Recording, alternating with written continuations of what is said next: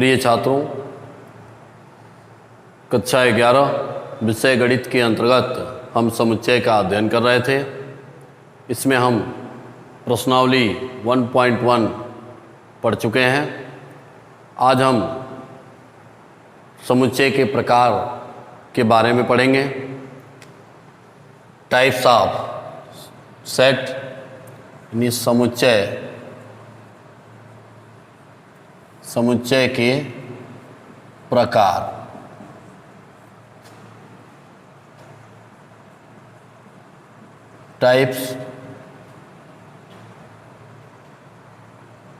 Types of set, समुच्चय के प्रकार। तो समुच्चय के प्रकार में हम सबसे पहला प्रकार जानते हैं, रिक्त समुच्चय होता है। रिक्त समुच्चय, रिक्त समुच्चय अर्थात एम्प्टी सेट। रिक्त समुच्चय किसे कहेंगे? तो हम एम्प्टी सेट से ही यह अनुमान लगा सकते हैं और यह कह सकते हैं कि वह समुच्चय जिसमें अवयवों की संख्या क्या हो? एम्प्टी हो, मतलब खाली हो। का सीधा अर्थ क्या है? उसमें एक भी अवयव न हो। तो ऐसे समुच्चय को हम क्या कहते हैं? रिक्त समुच्चय कहते हैं। यहाँ पर हमने इसकी परिभाषा बताया कि ऐसा समुच्चय जिसमें अवयवों की संख्या एक भी न हो, अर्थात उसमें कोई अवयव न हो, तो ऐसे समुच्चय को हम क्या कहते हैं? रिक्त समुच्चय कहते हैं। और रिक्त समुच्चय को हम फाई से प्रदर्शित करते हैं। फाई, ये फाई का एक चिन्ह है और इस अक्षर से हम रिक्त समुच्चय को प्रदर्शित करते हैं। हम रिक्त समुच्चय को कुछ उदाहरण के माध्यम से जानना चाहते हैं। मान लीजिए कोई एक समुच्चय को आप जब प्रदर्शित करते हैं तो उसे हम किसी कैपिटल अक्षर से लिखते हैं और फिर जिस समुच्चय को प्रदर्शित करते हैं उसे हम कर्ली ब्रैकेट्स के अंतर्गत उसके सभी अवयवों को लिख देते हैं। तो यहाँ पर यह जब रिक्त समुच्चय है तो रिक्त समुच्चय को हम इस तरह से जब प्रदर्शित करेंगे तो इसके अंदर अब देखिए कोई भी अवयव हम नहीं लिखेंगे। और जब हम इसके अंदर कोई भी अवयव नहीं लिखेंगे तो इसे हम क्या कहते हैं? रिक्त समुच्चय कहते हैं। अगर इसी को हम इस पूरे वैल्यू को इसी को हम फाई से प्रदर्शित करते हैं, अर्थात फाई बराबर यह होगा। यहाँ से तात्पर्य आपको पता चल जाएगा कि जिस समुच्चय में एक भी अवयव नहीं होते हैं उस समुच्चय को हम क्या कहते हैं? रिक्त समुच्चय कहते हैं। अगर मान लीजिए कोई, यहाँ कन्फ्यूजन देखिए क्या होता है। यहाँ पर कभी कभी कोई इस तरह का क्वेश्चन सामने आता है और तब पूछता है क्या है यह समुच्चय रिक्त समुच्चय है कि नहीं। तो देख लीजिए, यह हम जानते हैं कि फाई रिक्त समुच्चय है, परंतु हम ये भी जानते हैं कि अगर किसी समुच्चय को कर्ली ब्रैकेट्स के अंदर लिखकर हम किसी अवयव को, यदि किसी वस्तु या किसी पद को हम या किसी संख्या को यहाँ पर लिख देते हैं तो यह समुच्चय का एक सदस्य कहलाता है, अर्थात एक समुच्चय का यह अवयव कहलाता है। और यहाँ पर हम देख रहे हैं कि अब यह फाई समुच्चय एक का एक अवयव है, इसलिए यह एक रिक्त समुच्चय नहीं है, बल्कि इस समुच्चय में केवल और केवल एक ही अवयव है, इसलिए इस समुच्चय को हम एकल समुच्चय कह सकते हैं। तो यहाँ पर यह जब फाई को हम इसके अंतर्गत लिख देंगे तो यह अब रिक्त समुच्चय नहीं कहलाएगा। लेकिन अगर इसकी बात करें, यानी खाली डब्बा जैसे ये इसको हमने बनाया और ये इस तरह से अगर दिखता है तो इसे हम क्या कहते हैं? रिक्त समुच्चय कहते हैं। और इसे हम फाई से क्या करते हैं? प्रदर्शित करते हैं। ठीक है, अब इसका एक उदाहरण लेते हैं हम। मान लीजिए कि हम कोई एक उदाहरण लेते हैं, समुच्चय ए को हम प्रदर्शित करते हैं। मान लीजिए इसके अवयवों को हम लिखें यक्स सच दैट यक्स, हम इसे समुच्चय निर्माण विधि से लिख रहे हैं, सम संख्या है, सम संख्या है, संख्या है जो 2 से विभाजित नहीं है। यहां हमने देखिए लिखा है एक समुच्चय को यक्स सच दैट यक्स सम संख्या है जो 2 से विभाजित नहीं है। तो कोई भी आप सम संख्या लिखिए, 2, 4, 6, 8, 10 ऐसे शुरू होता है, और ये सभी संख्याएं 2 से विभाजित हो जाती हैं, और यहां पर कह रहा है 2 से विभाजित नहीं है। तो ऐसी समुच्चय जब इसके अंदर हम अवयवों को लिखना चाहें तो इसमें देखिए एक भी अवयव नहीं आएगा जो 2 से विभाजित न हो, प्रत्येक सम संख्या 2 से विभाजित हो जाएगा, इसलिए इसके अंदर एक भी अवयव नहीं आएगा। अतः ये जो समुच्चय है वह क्या है भाई, यह रिक्त समुच्चय है, यानी इसे हम रिक्त समुच्चय के नाम से जो है प्रदर्शित कर सकते हैं। ठीक है, यानी इसे हम रिक्त समुच्चय का एक उदाहरण ले लिए। अब इसके बाद हम समझते हैं, यहां पर ये ध्यान रखेंगे कि जब भी कोई रिक्त समुच्चय आएगा तो उस रिक्त समुच्चय के अंतर्गत एक भी अवयव नहीं दिखाई देगा। ठीक है, और इसे हम इस रूप में लिख सकते हैं, अर्थात रिक्त समुच्चय को हम फाई से प्रदर्शित करते हैं। यानी केवल कहीं अगर फाई लिखा हो तो सीधे सीधे आप समझेंगे कि यह रिक्त समुच्चय है। ठीक है, अब इसके बाद हम दूसरे प्रकार को पढ़ते हैं। इसका दूसरा प्रकार क्या है, तो रिक्त समुच्चय के बाद दूसरा है परिमित समुच्चय। किसे कहते हैं, परिमित समुच्चय। यहां पर दूसरा है परिमित समुच्चय, परिमित समुच्चय। परिमित समुच्चय अर्थात फाइनाइट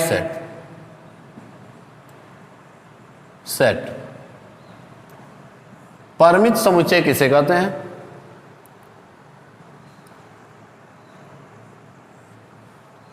इसकी जो परिभाषा होगी वह क्या होगी, तो यहां से देख के फाइनाइट मतलब निश्चित, तो इसकी परिभाषा इसको देखकर ही बन जाती है कि ऐसा समुच्चय जिसमें अवयवों की संख्या निश्चित हो उसे हम क्या कह सकते हैं, परिमित समुच्चय कह सकते हैं। मान लीजिए हम कोई एक समुच्चय लेते हैं उदाहरण के तौर पर, 1, 2, 3, 4, 5, बस यहीं तक हमने लिया। तो यह जो समुच्चय है वह प्राकृत संख्याओं का समुच्चय है, और कहाँ तक है भाई, मात्र 5 तक है, यानी इसमें जो अवयवों की संख्या है वो निश्चित है, 1, 2, 3, 4, 5, यानी 5 ही तक है। या एक और उदाहरण लेते हैं, मान लीजिए हम 2, 4, 6, 8, 10, 12, 14, 16, बस यहीं तक हमने लिया। तो इसमें भी हम देख रहे हैं कि ये जो अवयवों की संख्या है वह निश्चित है, ये सम संख्याएं हैं, और कहाँ तक है, मात्र जो है 16 तक की सम संख्याओं को लिखा गया है। यानी इसमें हम ये देख रहे हैं कि ये निश्चित हैं, इनको हम गिन सकते हैं, यानी यह बता सकते हैं कि इसमें कितने अवयव हैं। तो जब हम किसी समुच्चय के अंतर्गत यह बता सकें कि इस समुच्चय में कितने अवयव हैं, यानी उनकी संख्या निश्चित हो, तो हम उसे क्या कह सकते हैं, परिमित समुच्चय कहते हैं। इसके बाद तीसरे नंबर पे है अपरिमित समुच्चय। किसे कहते हैं, अपरिमित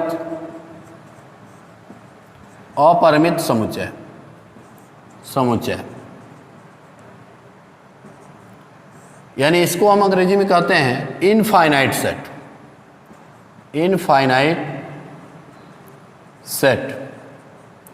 अपरिमित समुच्चय किसे कहते हैं, तो ठीक इसके उल्टा कहिए, ऐसा समुच्चय जिसमें अवयवों की संख्या निश्चित न हो, यानी उसे हम गिन नहीं सकते हो कि कितनी हैं, तो ऐसे समुच्चय को हम क्या कह सकते हैं, अपरिमित समुच्चय कहते हैं। जैसे एक उदाहरण लेते हैं हम, मान लीजिए कोई एक समुच्चय हमने बी लिया, इस समुच्चय के जो अवयव हैं मान लीजिए कि हमने 1, 2, 3, 4, 5, 6 अप टू डॉट डॉट ऐसे कर दिया। तो यहाँ पर हम देख रहे हैं कि ये प्राकृतिक संख्याओं का समुच्चय तो है, परंतु इनकी समुच्चय के अंदर जो अवयव हैं इनकी संख्याओं को हम गिन के एक निश्चित मान नहीं बता सकते हैं कि कितने हैं। और जब हम यह नहीं बता सकते हैं कि इसमें कितने समुच्चय के अवयव हैं, तो यानी ये निश्चित नहीं है, अनिश्चित है, पता नहीं कहाँ तक है, तो ऐसे समुच्चय को हम क्या कर सकते हैं, अपरिमित समुच्चय कहते हैं। एक और उदाहरण मान लीजिए हम लेते हैं, मान लीजिए कोई समुच्चय सी हमने लिया, तो ऐसे ले लिया 1 या हम 2 4 6 अप टू डॉट ऐसे लिख रहे हैं। तो ये सम संख्याएं हैं, लेकिन कहाँ तक हैं ये मुझे पता नहीं है, यानी ये निश्चित नहीं है। और जब किसी समुच्चय के अवयवों की संख्या निश्चित न हो, तो ऐसे समुच्चय को हम क्या कर सकते हैं, अपरिमित समुच्चय कहते हैं। अब इसके बाद एक और है, इसमें मान लीजिए हमें इस प्रश्नावली को समझने के लिए एक और प्रकार को हम जान लें कि समान समुच्चय किसे कहते हैं। इसके बाद चौथे नंबर पे है समान समुच्चय। समान समुच्चय यानी इसको अंग्रेजी में कहते हैं इक्वल सेट। इक्वल सेट, समान समुच्चय। तो इसके लिए हम कह सकते हैं कि ऐसे दो समुच्चय जिनमें अवयवों की संख्या या अवयव समान हो, उस समुच्चय को हम क्या कहते हैं, समान समुच्चय कहते हैं।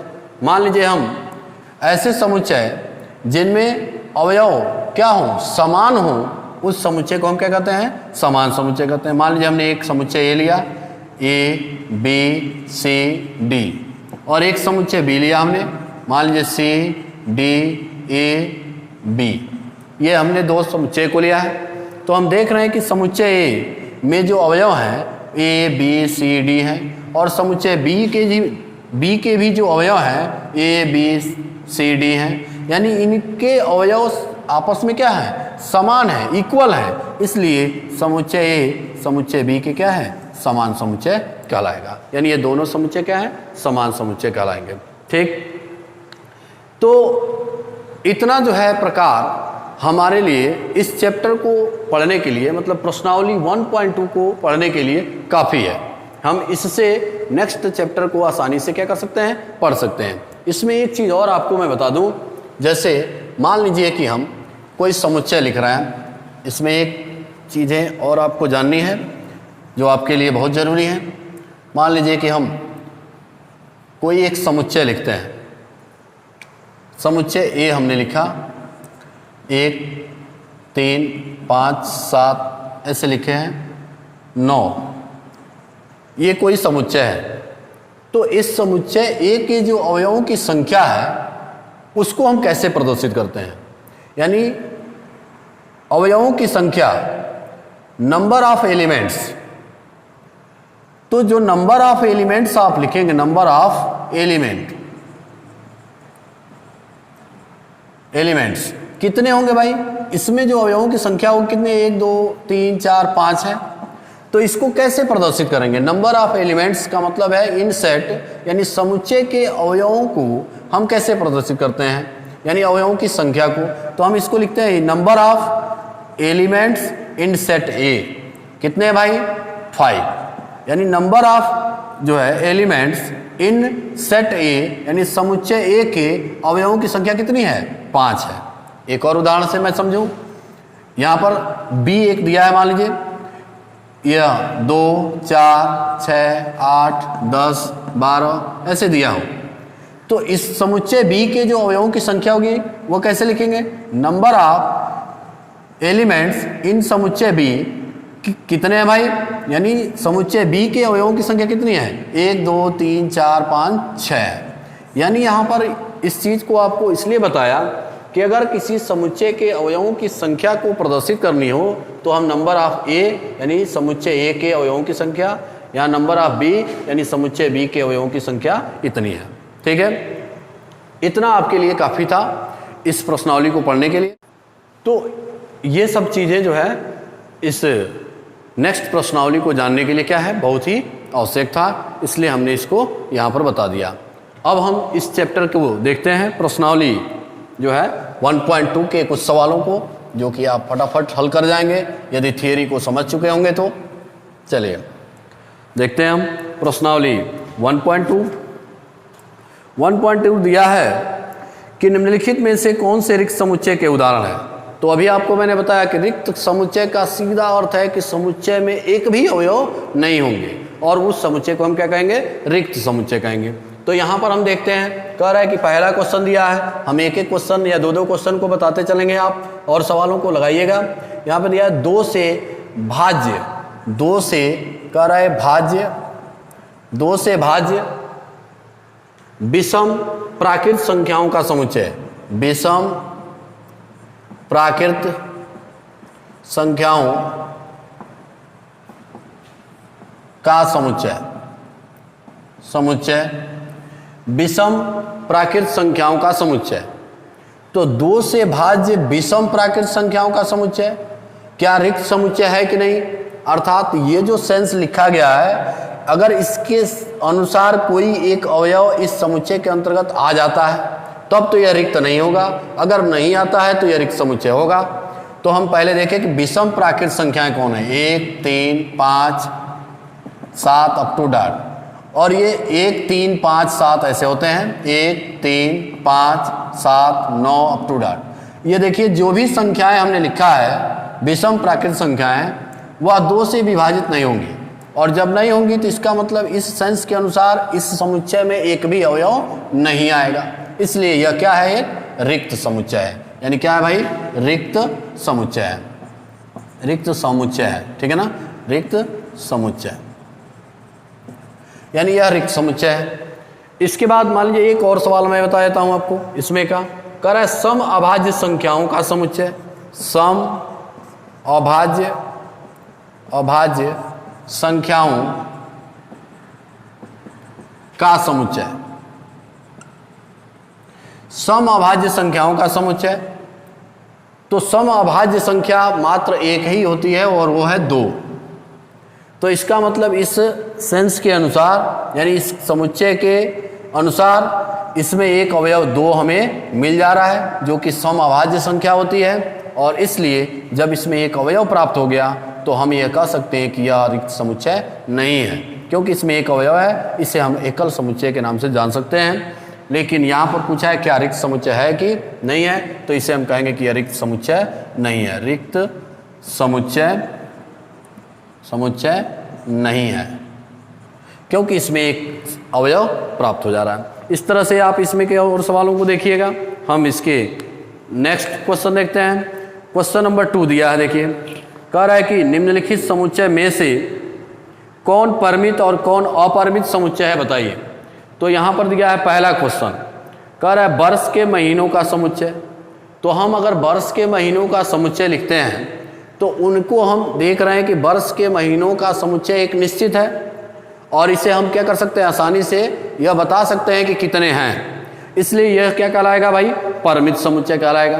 यानी मैंने परिभाषा भी आपको बताया था कि परिमित समुच्चय किसे कहते हैं, जिन समुच्चय के अवयवों को हम क्या कर सकते हो, गिन सकते हो, यानी उनके अवयवों को हम निश्चित रूप से ये जान सकते हैं कि कहाँ से कहाँ तक हैं, तो ऐसे समुच्चय को हम परिमित समुच्चय कहते हैं। फिर कह रहा है कि यहाँ पर दूसरा इसका क्वेश्चन दिया है, इसका दूसरा दिया है, ये दूसरे का दूसरा कह रहा है कि 1, 2, 3 अप टू डॉट डॉट ऐसे दिया है। तो देखिए ये प्राकृत संख्याओं का एक समुच्चय है, लेकिन ये कहाँ तक है, ये निश्चित नहीं है, इसलिए इसे हम क्या कहते हैं, अपरिमित समुच्चय कह सकते हैं कि यह क्या है, अपरिमित समुच्चय है। इसी तरह से इसका तीसरा दिया है, कह रहा है 1, 2, 3 अप टू डॉट डॉट 99 100 तक ही दिया है, मतलब यहाँ से लेकर 100 तक हम गिन सकते हैं, बता सकते हैं। देखिए समुच्चय 1, 2, 3 और इसके बाद दिया है डॉट डॉट डॉट 99 या फिर 100 दिया है, यानी यहाँ से यहाँ तक हम ये निश्चित रूप से जान सकते हैं कि कहाँ कितनी संख्याएं हैं, यानी इसमें कितने अवयव हैं, इसलिए यह परिमित समुच्चय कहलाएगा, परिमित समुच्चय कहलाएगा। ठीक है, इसके बाद इसी तरह से दिया है, इसमें तीसरा क्वेश्चन आप करेंगे, परिमित और अपरिमित केवल जानना है। चौथा दिया है, निम्नलिखित में बतलाइए कि a बराबर b है अथवा नहीं, यानी समुच्चय a बराबर समुच्चय b के हैं कि नहीं है। तो मैंने आपको एक उदाहरण इसके पहले भी बता चुके हैं कि इसको आप देखेंगे तो जो है वही सवाल ही मैं बता चुका हूँ। फिर इसके बाद इसमें पांचवा भी वैसे ही है, कह रहा है निम्नलिखित में समुच्चय युग्म समान है, कारण सहित बताना है। तो यदि समुच्चय A और समुच्चय B के अवयव यदि समान होंगे तो आप कहेंगे भाई जो इस समुच्चय में होंगे वही दूसरे समुच्चय में अवयव हों तो वह समान समुच्चय के अवयव कहलाते हैं, यानी समान समुच्चय कहलाते हैं। फिर कह रहा है कि नीचे दिए हुए समुच्चय, 6वां क्वेश्चन, नीचे दिए हुए समुच्चयों में से समान समुच्चयों का चयन कीजिए। आपको बताना है कि कौन सा समुच्चय समान समुच्चय है और कौन समुच्चय समान नहीं है। तो समुच्चय ए, समुच्चय बी, समुच्चय सी और समुच्चय डी, ई, एफ, जी, एच तक दिया है। इनमें से हम देखेंगे किस समुच्चय के अवयव किस समुच्चय के अवयव के समान है। अगर वह दोनों सेम मिलते हैं तो समान समुच्चय कहलाएंगे, अन्यथा नहीं होंगे। तो इस तरह से इस प्रश्नावली को हमने कंप्लीट उसमें बता दिया है। इसके अगले प्रश्नावली को हम नेक्स्ट वीडियो में बताएंगे। तब तक के लिए धन्यवाद।